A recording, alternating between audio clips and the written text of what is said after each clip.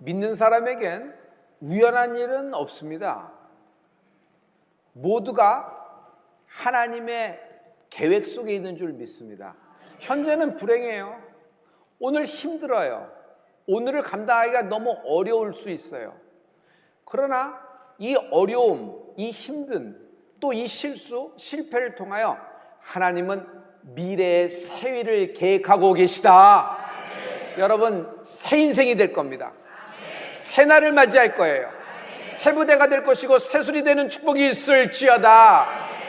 실패하는 지도자는 모두 한 가지 치명적인 약점이 있다 그래요. 실행력이 부족하다는 겁니다. 미국의 경영자 중 95%는 모두 다 좋은 생각, 창의적인 아이디어, 옳은 말을 많이 합니다. 그러나 그 95%의 경영자 중에서 실천할 수 있는 실행력을 갖고 있는 경영자는 5% 미만이라고 얘기합니다. 내가 감당하기, 넘어서기, 뚫고 나가기 힘든 상황을 한계 상황이라고 그러죠. 나의 선입니다. 나의 국경입니다. 나는 그 판에 있는 겁니다. 하지만 그것을 뚫고 나갈 때 다음 판으로 진입이 되잖아요. 하지만 그건 한계 상황이에요. 홍해가 한계 상황이고 여러분 요단강이 한계 상황이에요. 골리앗이 이스라엘에겐 당시엔 한계 상황이었어요. 여러분 기업하는 사람에겐 한계 상황이 있죠. 여러분 가정에도 한계 상황이 있어요. 그러나 여러분 이 한계 상황을 오늘 돌파하는 은혜가 있을지어다. 한계 상황을 돌파할 때 비상하는 겁니다. 여러분 비상의 축복이 있을지어다. 무엇이 한계 상황을 뚫고 나아갈 수 있게 하나요? 믿음입니다. 믿음. 여러분 자기 자신의 믿음은 골동품이 아닙니다. 그냥 한번 갖고 오랫동안 간직해서 상자 속에 집어넣어서 잘 보관하고 있으면 먼지만 풀풀 나는 빈티지가 될 뿐이지 믿음이 역동적으로 살아 움직이는 믿음은 아니죠. 저는 그런 믿음을 장롱 믿음이라고 합니다. 왜? 믿음을 있지만 믿음을 장롱 속에 집어넣기 때문입니다. 중요한 것은 내가 갖고 있는 작은 겨자씨 같은 믿음이라도 내 오늘의 답답한 나의 현실에 이 믿음이 걸어 나오도록 하는 은혜가 있을지어다. 활성화될 수 있어야 돼요. 믿음의 소리라면 믿음의 소리가 증폭이 되는 것입니다. 믿음이 확장되는 은혜가 있을지어다. 나중에 장롱 믿음이 되면 그때 내 인생이 바뀔 수도 있었을 텐데 지금 생각해 보니까 그때가 기회였고 그때가 찬스였는데 후회 많은 인생이 되는 겁니다. 요즘 영화 중에 오펜하이머라는 영화가 있죠.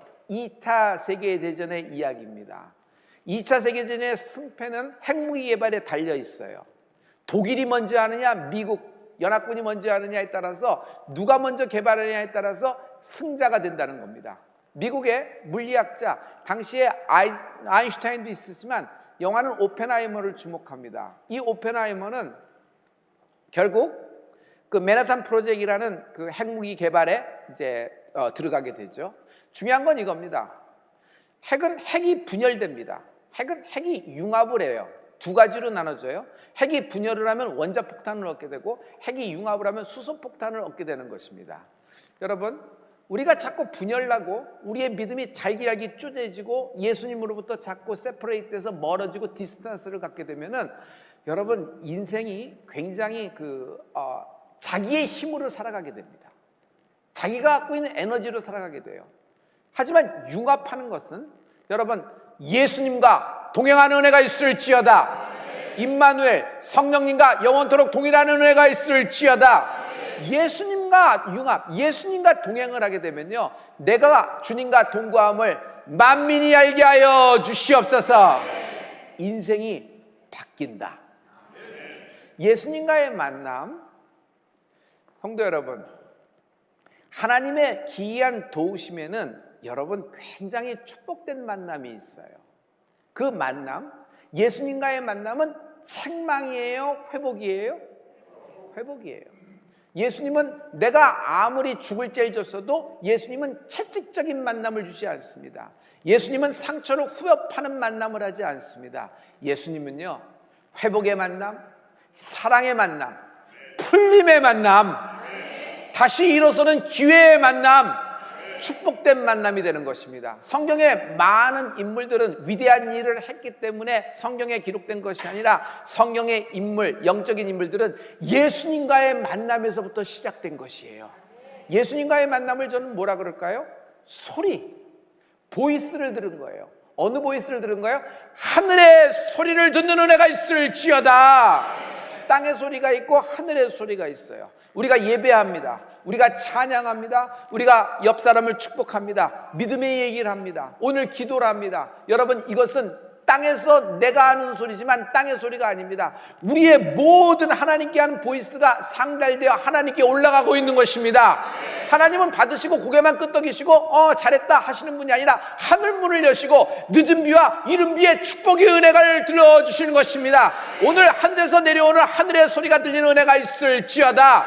하늘의 소리, 택한 자의 이름을 불러주신다. 하나님을 만난 사람에게는 축복이 있는데 하나님이 이름을 불러주세요. 아브라함아, 아브라함아, 모세야, 모세야. 오늘 하나님이 여러분 당신의 이름을 불러주십니다.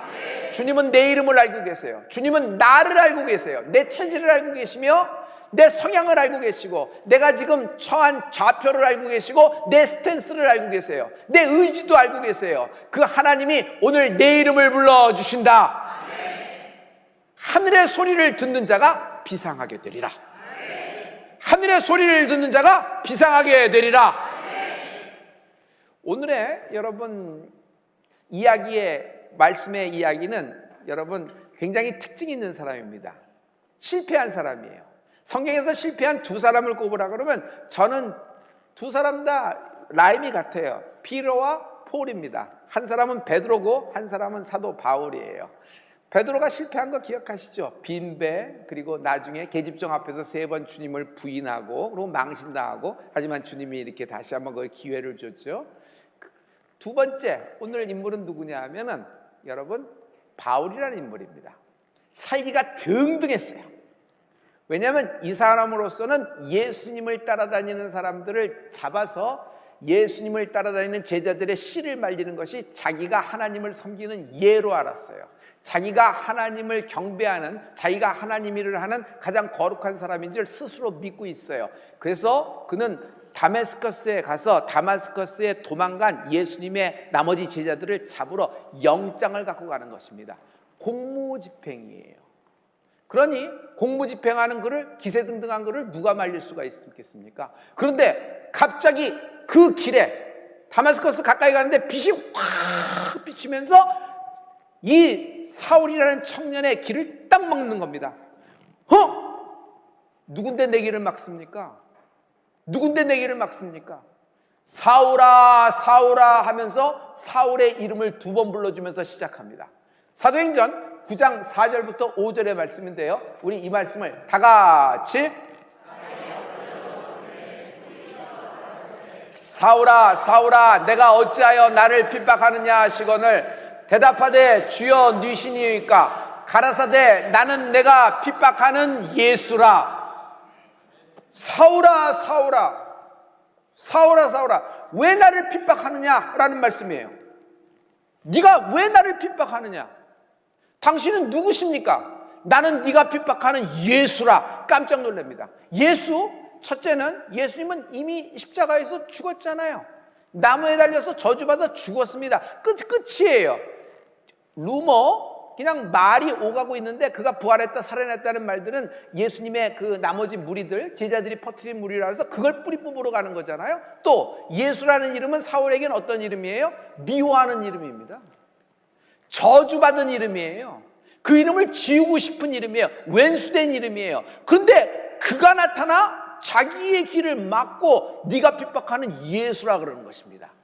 여러분, 이 길에서 사울은 자신을 부른 하늘의 소리, 자신의 이름을 불러준 하늘의 소리에 완전 깨어지고 박살나는, 그래서 사울이 바울되는 위대한 전환점을 갖게 되는 것입니다. 성도 여러분, 첫째, 하늘의 소리가 들려라. 신약 성경의 많은 부분에 사도 바울이 서신서를 썼죠. 그 서신서를 읽어보십시오. 거기에 나타난 모든 바울의 외침은 땅의 소리가 아니라 하늘의 소리입니다. 주님이 갈릴리에서 베드로를 부릅니다. 요한의 아들 시몬아, 요한의 아들 시몬아, 네가 나를 사랑하느냐? 당시 예수님의 음성을 들은 베드로는 땅의 소리를 버려버립니다. 땅의 소리를 끊어버립니다. 베드로 전서와 후서를 읽어보십시오. 이게 무식한 어부의 소리예요? 굴비가 어떻고 조기가 어떻고, 아니면 갈릴리에 있는 전문 지식의 소리예요? 물때가 어떻고 시간이 어떻고 어디가 그물이 어느 정도 내려야 되고 배가 어느 정도 나가야 되고 출항하고 어느 때 경매에 나가야지 가장 좋은 물고기의 금을 받을 수 있고, 이런 전문적인 지식의 이런 소리가 아니에요. 그가 한 모든 그 후에 한 이야기들은 여러분 하늘의 소리가 그를 통하여 나오기 시작하는 것입니다. 그래서 성령을 받은 베드로가 설교를 할 때 한 번 설교해 그러면 형제들아 우리가 어찌할꼬 하면서 3,000명이 외게 하는 은혜가 있다. 그러므로 오늘 내 귀에 하나님의 음성, 하늘의 소리가 들리는 은혜가 있을지어다. 오늘 우리가 예배합니다. 땅에 있지만 땅의 소리가 아닌 하늘의 소리를 듣기 위함입니다.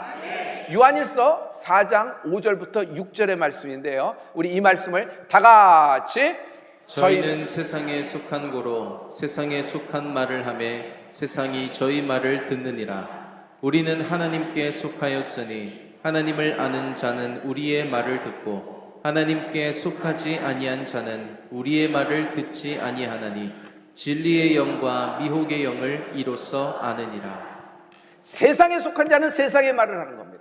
하지만 하늘에 속한 자는 땅을 딛고 살고 있지만 하늘의 음성, 예수님의 그 말씀이 우리 입술을 통하여 선포되는 은혜가 있을지어다. 성도 여러분, 땅의 소리는 그때뿐이에요. 지나고 나면 퇴색합니다. 그 당시는 굉장히 이렇게 효력이 있었어요. 하지만 시간이 지나고 보면 효과 없는 말이 되는 경우가 많지요. 그러나 하늘의 소리, 예수님의 말씀은요, 어제나 오늘 영원토록 동일합니다. 오늘 말씀 부분에 마지막에 있죠, 듣는 자는 살아나리라. 나사로가 들었네. 죽었잖아요. 끝난 거예요. 근데 땅에 묻혀서 없어진 인생인데 하늘의 소리를 들은 거예요. 나사로야 나오너라. 나사로가 걸어 나오는 것입니다. 할렐루야. 하늘의 소리를 들은 거예요. 돌라, 여리고성을 돌라. 하늘의 소리를 듣는 거예요. 그랬더니 마지막 날 찬송과 함성소리와 함께 여리고성이 와장창 충장 추대장창 확 무너지잖아요. 그러므로 여러분이 지금 오늘 어떤 마음, 어떤 좌표, 어떤 형편에 있든지 하늘의 소리를 듣는 자는 살아나리라. 중요한 건 살아나리라는 거예요. 듣는 자는 살아나리라. 여기서 바울은요, 다메섹으로 가는 도중에 위대한 것을 딱 깨달은 것이 있어요. 그것이 바울을 바울되게 했다고 저는 생각하거든요. 이런 겁니다. 성도 여러분, 지금 바울이 하나님을 선택했어요? 하나님이 바울을 선택했어요? 맞아요. 지금 바울은 엉뚱한 믿음, 엉뚱한 곳으로 훅 가고 있어요. 지금 그 상태 그대로, 그 형편, 그 마음 갖고 그대로 직진하여 다메섹 가면요, 그 길은 지옥으로 가는 길입니다. 그 길은 하나님과 원수되는 길이에요. 그런데 하나님은 이 바울을 사랑하셨어요. 그래서 다메섹으로 도착하기 바로 직전에 주님이 직접 환상 가운데 나타나 그의 길을 가로막는다. 할렐루야, 할렐루야. 그러므로 성도 여러분, 우리가 하나님을 선택한 것이 아닙니다. 하나님이 날 먼저 선택하신 것입니다. 하나님이 먼저 날 사랑하신 것입니다. 그래서 지금 오늘 여기서 우리가 하나님을 예배하고 있는 줄 믿습니다. 그래서 훗날 내가 너를 왜 선택했는지에 대해서 하나님이 15절에 말씀하고 계세요. 사도행전 9장 15절의 말씀입니다. 우리 이 말씀을 다 같이. 주께서 가라사대 가라, 이 사람은 내 이름을 이방인과 임금들과 이스라엘 자손들 앞에 전하기 위하여 택한 나의 그릇이라. 이 사람은 나의 그릇이라는 거예요. 예수님의 하나님의 그릇. 그릇은 그 안에 무엇을 담느냐가 가장 소중해요. 여러분, 그 안에 번데기 담으면 번데기 그릇입니다. 그 안에 여러분 음수를 담으면 음식물 쓰레기 그릇이에요. 그 안에 그러나 진주, 다이아몬드를 담으면 어떻게 했어요? 그런데 하나님이 하나님의 그릇을 만드는데 그 인생 자체에 대한 뭘 담았어요? 예수님의 보혈, 예수님의 복음, 성령의 역사. 그러면서 뭐라고 하냐면 너는 나의 택한 그릇이라는 거야. 택한. 네가 나를 알지 못하였다. 네가 나를 선택하지도 않고 네가 나에게 뭐 한 것이 없다. 오히려 나에게 반대되고 나의 원수 되는 거고 너는 멸망의 길로 저벅저벅 간다. 그러나 나는 너를 선택했기 때문에, 다시 나는 너를 미리 섭리하였기 때문에, 너는 나의 뜻을 갖고 태어났기 때문에 내가 너의 저주의 길, 지옥으로 가는 길, 나와 원수되는 길을 내가 가로막고 너를 내게로 다시 불러들이는 예수님을 찬양합니다. 할렐루야. 이방인의 사도가 되는 것입니다. 후에 이 사도 바울의 9장에서의 예수님을 만나는 이 장면을 후에 여러분 사도행전의 거의 마지막 부분에 26장에서 좀 더 디테일하게 자세하게 설명하고 있어요. 사도행전은 누가가 기록한 것입니다. 의사죠. 근데 그가 그 만났던 순간에 귀중한 어떤 그 부분을 26절에서 다시 반복해서 얘기하는 부분이 있거든요. 사도행전 26장 13절부터 15절의 말씀입니다. 우리 이 말씀을 다 같이. 왕이여, 때가 정오나되어 길에서 보니 하늘로서 해보다 더 밝은 빛이 나와 내 동행들을 둘러 비추는지라. 우리가 다 땅에 엎드러짐에 내가 소리를 들으니 히브리 방언으로 이르되 사울아 사울아 내가 어찌하여 나를 핍박하느냐.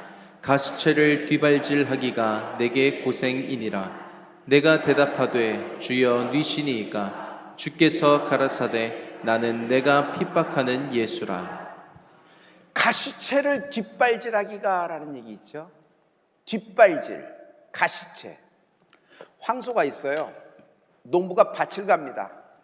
그러면 황소가 움직여줘야 돼요. 황소가 이렇게 움직이다가 못된 황소가 엉덩이에서 뿔 난다고 괜히 반항이에요. 하기 싫거든요. 근데 자꾸 농부가, 주인이 자기를 몰고 가니까 싫은 마음에 반항하는 마음으로 그가 어떻게 표현을 해요? 발길질을 하는 겁니다. 뒤로 발길질을. 여러분, 말이 뒷발길질할 때 가슴을 맞으면 사람이 사망하게 됩니다. 근데 황소가 또 이렇게 되면 이건 보통 일이 아니에요. 그래서 농부는, 유능한 농부는 황소의 이 반항심을 잘 알기 때문에 가시체를 둬요. 가시체는 뭐냐면 황소가 뒷발질을 할 때 뭐냐면 뒷발질 할수록 자기의 종아리나 자기의 발이 나무 가시에 찔리게끔 만드는 거예요. 뾰족하게 만들어서. 할 때마다 지가 아프지. 할 때마다 지가 아파요. 사울아 사울아 너는 지금 날 위해서 열심을 내고 뭔가 거룩한 일을 하고 나를 가장 잘 섬기는다는 마음으로 다메섹에 가서 예수님의 마지막 제자들을 확 싹쓸이해서 다 잡아가려고 하는데 너 그 모든 일이 헛발질이라는 거예요. 가시체 헛발질이라는 거예요. 성도 여러분, 우리가 인생을 살 때 하나님의 섭리를 모르면, 하나님의 계획을 모르면은 그냥 내가 원하는 삶을 사는 것입니다. 내가 원하는 삶이 뭐예요? 헛발질 인생이라는 거예요. 나는 잘 살았습니다. 나는 수고하고 열심히 살았습니다. 그러나 인생 가운데 땅에서 잘 사는 겁니다. 우리가 이 땅에 태어난 건 이 땅에서 잘 살고 이 땅에서 뭔가 보여주기 위해서 사는 것이 아니라 하나님의 나라가 나의 인생 가운데 임하는 은혜가 있을지어다. 내 인생을 통하여 예수님의 복음, 내 인생을 통하여 하나님의 나라를 드러내는 하나님의 뜻과 합해지는 인생이 되는 축복이 있을지어다. 할렐루야. 그것이 아니면은 아무리 사람들의 입에 아무리 사람들의 입에 성공적인 삶을 살았다고 하더라도 여러분 훗날 지나가서 마지막 날 하늘나라에 딱 가서 볼 때 헛발질 인생이 되는 것입니다. 이 헛발질 되는 인생, 사도 바울은 그동안 많은 헛발질을 했어요. 그때마다 주님이 개입하셔서 그를 깨닫게 하려고 했으나 사도 바울은 들리지가 않았던 거예요. 보이지도 않았던 거예요. 그런데 마지막에 다마스커스 가서 잡으러 갈 때 이건 마지막이다 순간하고 주님이 직접 사울의 길을 가로막고 환상 가운데 사울을 만나주시며 사울을 다시 하나님의 섭리 가운데 끌어당기신다. 끌어당기신다. 여러분, 섭리는 하나님의 디자인이에요. 하나님은 당신에게 뜻을 갖고 계세요. 우리는 그냥 어머니, 아버지 환경 속에서 태어난 존재가 아닙니다. 여러분, 여러분의 가족사가 있고 여러분의 인생에 어떤 굴곡들이 있을 겁니다. 어느 순간은 실수도 했고 어느 순간은 실패도 했을 겁니다. 그러나 그 많은 것들을 운명적이나 팔자로 해서 체념한 듯 받아들이면서 내 인생은 내일이 없다, 내 인생은 절망이다 라고 생각하는데 그렇지가 않습니다. 비록 그런 모든 어두움, 그런 실수와 실패에서 아주 마음이 쓰리죠. 마음이 상하고 마상이 굉장히 많아요. 그렇다고 할지라도 여러분 이걸 깨달으셔야 돼요. 예수 믿는 우리에게는 하나님의 섭리가 그 안에 있다. 지금 오늘 나는 내 눈앞에 닥친 내 현실의 일들을 처리하기 바빠요. 이거 막아내기 바쁘고 이거 어떻게 이렇게 잘 넘어가기로 해요. 그래서 순간순간마다 그런 결정을 하고 가는 겁니다. 그래서 내 인생은 왜 이렇게 힘드나, 어떻게 할 수가 없나 하면서 마지막에 좌절도 되고 절망도 되는 것이죠. 그러나 훗날 보세요. 몇십 년이 지나서 다시 오늘을 되돌아보세요. 그러면 다시 보면은 이 시점은 뭐가 되냐면 그런 어려움이 있었고 그런 슬픔과 그런 좌절과 그런 질병도 있었다. 맞다, 팩트다. 그러나 그 속에 하나님의 날 향한 섭리가 있었다. 그 섭리가 나를 붙들어 오늘 나를 있게 하였도다. 여러분, 요셉이 형들에게 배신당합니다. 배반당해요. 살해당할 뻔했어요. 그리고 거짓 신고합니다. 살아있는 사람을 사망 신고해버립니다. 그리고 종으로 팔아먹습니다. 그러나 악이 번창한 거예요.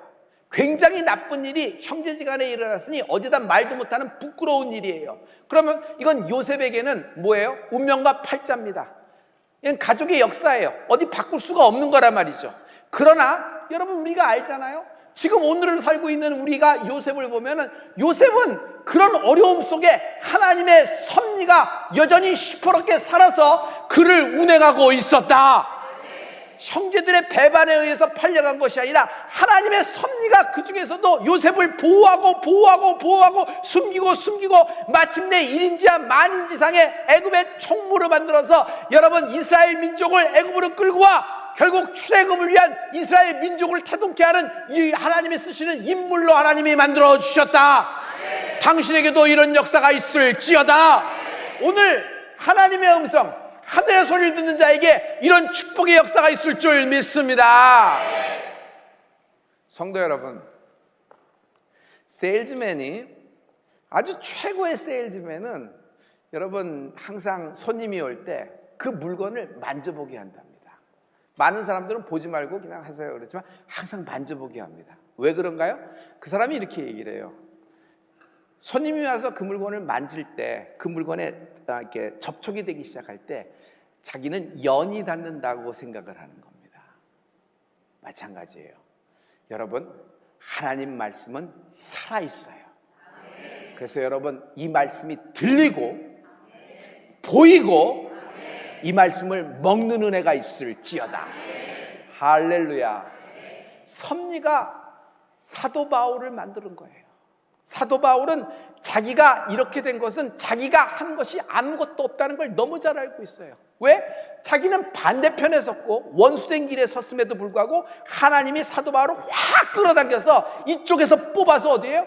하나님의 길에 그냥 갖다 심어 놓아 주신 거예요. 할렐루야. 여러분, 당신을 하나님이 그 좌표에서 뽑아서 하나님의 길에 하나님이 심어 놓아 주신 거예요. 이게 하나님의 섭리라는 것이에요. 그러므로 섭리를 재발견하십시오. 하나님의 기이한 도우심은 섭리다. 여러분, 섭리적인 만남이 있어요. 어떻게 이건 사는 것도 다르고 환경도 다르고 형편도 달라. 세대도 달라. 직업군도 다르고 여러 가지로 만날 수 없는 사람들이에요. 동시간에 존재도 못하는 사람들이 있어요. 그러나 여러분 섭리적인 만남이 있다. 축복은 섭리적인 만남에서 시작된 거예요. 옆 사람에게 한번 축복해요. 당신과 나의 만남은 축복입니다 라고 얘기해서 당신과 나의 만남은 축복입니다.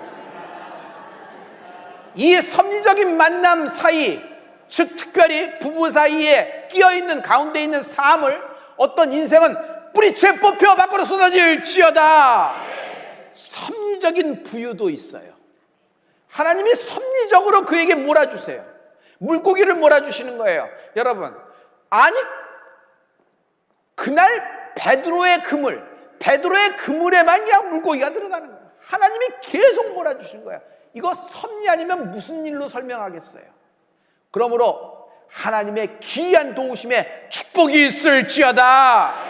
할렐루야. 어떻게 당신이 이렇게 나를 돕습니까? 실은요, 저는 나서는 성격도 아니고 뭐도 아니고 그래서 뭐 가서 이렇게 하는데, 아니 꿈에 원로 목사님이 나타나셨어요. 그리고 원로 목사님이 나타나서 뭐라고 하냐면 한별 목사를 도우라 그런 거예요. 그래서 그날 깜짝 일어나서 이게 하나님의 어떤 계획이구나.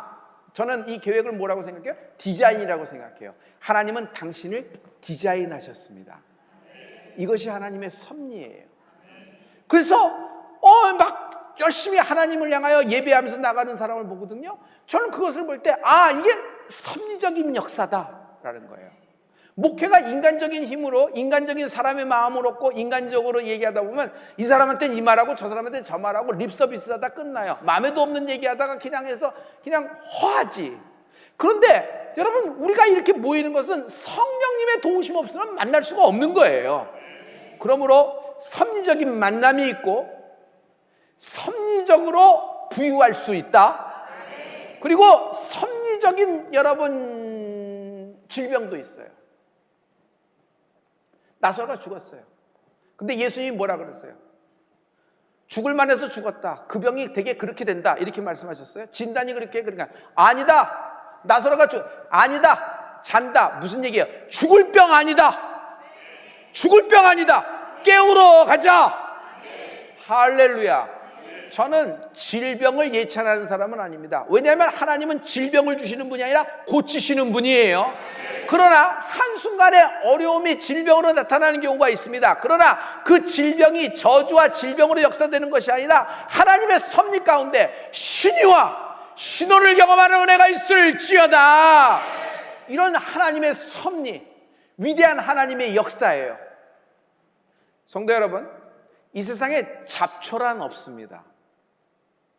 우리가 생각할 때 밀밭에 벼가 나요?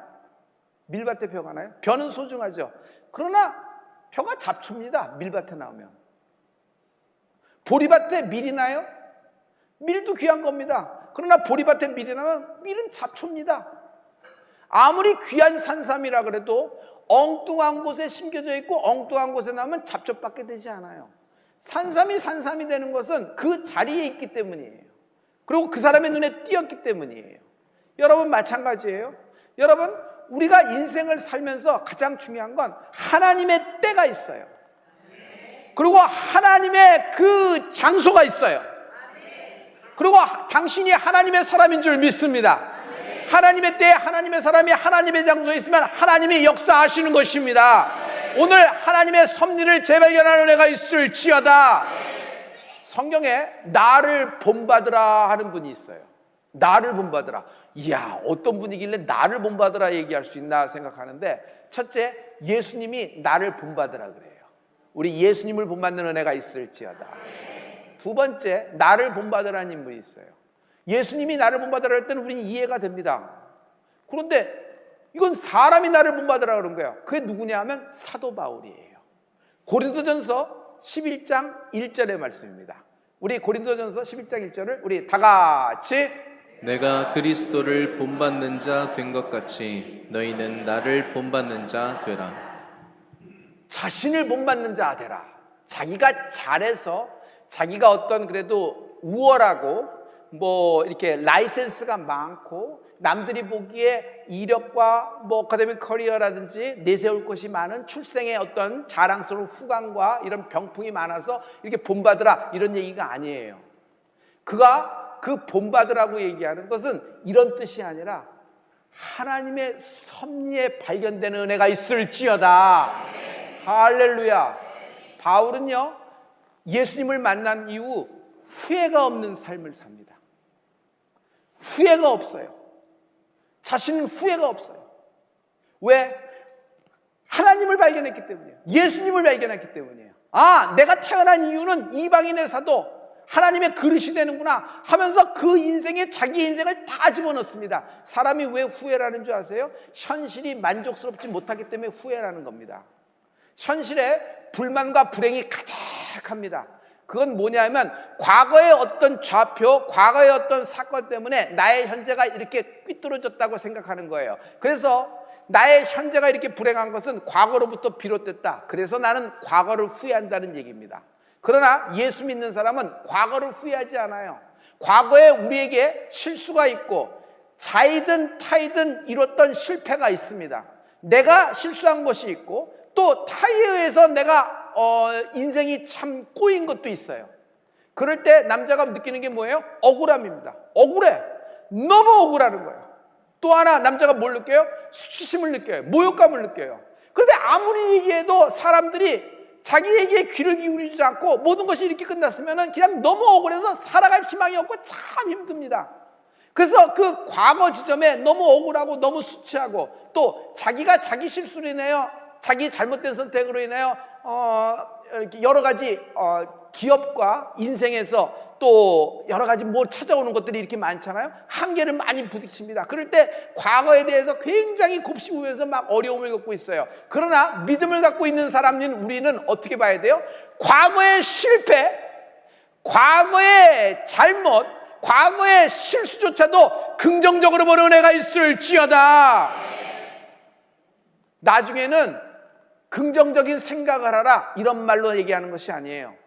아, 그때 난 배신당했어. 그래서 나는 굉장히 아팠지만 그것이 나의 밑거름이 돼서 나는 인생이 달라졌잖아. 만약 그때 배신이 없었으면은 지금 결과론이겠지만 지금의 나는 없었을 것이야. 이런 뉘앙스가 되는 거예요. 여러분, 한국말이 참 멋있는 표현이 많잖아요. 영어보다도. 그래서 이런 말이 되는 거예요. 그때 나는 망했잖아. 그렇지만 그때 망하고 그때 나는 망신했잖아. 참 수치스러웠어. 도망가고 싶어서 동굴 속에 늘 들어가서 살았지, 혼자서. 그렇지만 그때 내가 있었기 때문에 지금의 내가 있지 않아? 만약 그때 그런 일이 없었으면 지금의 나는 없었을 거야. 나는 지금 감사하고 일상의 기쁨, 행복을 하나님께 영웅 돌리지 못했을 거야. 그때 그렇게 성공만 다 했더라 그러면 나는 지금 괴물이 되었을지도 몰라. 그러므로 성도 여러분, 현재 내 인생의 판단 기준은 미래에 있는 것입니다. 믿음을 갖고 있는 사람, 저는 믿음을 내일이라고 생각해요. 믿음을 갖고 있는 사람에겐 내일이 있어요. 지금 여러분의 자녀가 아무리 힘든 상황, 여러분의 인생이 꼬인 상황이라도 우리에겐 내일이 있다. 우리에겐 소망이 있다. 우리에겐 다가오는 기쁨이 있다. 여러분, 내일의 소망이 없다면 절망뿐이고 절망이기 때문에 현재 불안이 가득하죠. 그러나 성도 여러분, 여기 기쁜 소식이 있습니다. 좋은 소식이 있어요. 우리는 내 한계와 내 실패를 극복할 수가 있다. 우리는 극복할 수가 있다. 극복이 아니라 돌파하여 비상하게 되리라. 로마서 8장 18절의 말씀은 현재의 고난은 장차 우리에게 나타날 큰 영광과 좋게 비교할 수 있도다 없도다? 없도다. 지금은 내가 고난을 당한다. 그러나 고난을 당하는 속에서도 나는 하나님의 하나님의 섭리가 살아있다. 이 고난 속에, 이 실패 속에, 이 말로 설명할 수 없는 이 좌절 속에도 하나님의 섭리가 살아있다. 이 섭리가 나를 끌고 가는 것이다. 할렐루야. 그러므로 현재의 고난은 장차 우리에게 나타날 큰 영광, 내일은 영광이다. 내일은 영광이다. 내일은 풀림이다. 섭리적인 만남이 있을지어다. 섭리적인 부유가 있을지어다. 섭리적인 건강이 있을지어다. 섭리적인 하나님의 축복이 있을지어다. 이것을 갖고 내 인생만이 아니라 하나님의 영광을 위하여, 장차 우리에게 나타날 큰 영광을 위하여 사용되는 은혜가 있을지어다. 사도 바울은 이것을 한마디로 했어요. 훗날 로마서에 사도 바울은 이 모든 자기의 인생, 자기는 지옥길, 자기는 하나님과 원수되는 길, 자기가 한 것이 아무것도 없잖아요. 여러분 그거 아세요? 이방 귀신을 섬길 때는 우리가 뭘 희생해야 되는 거예요. 뭘 갖다 들고 가서 바쳐야 돼. 그래야 복을 준대. 아니 뭐 그러면 안 돼. 돼지머리 하나라도 하고 구멍 난 데마다 신사임당 다 꽂아야 돼.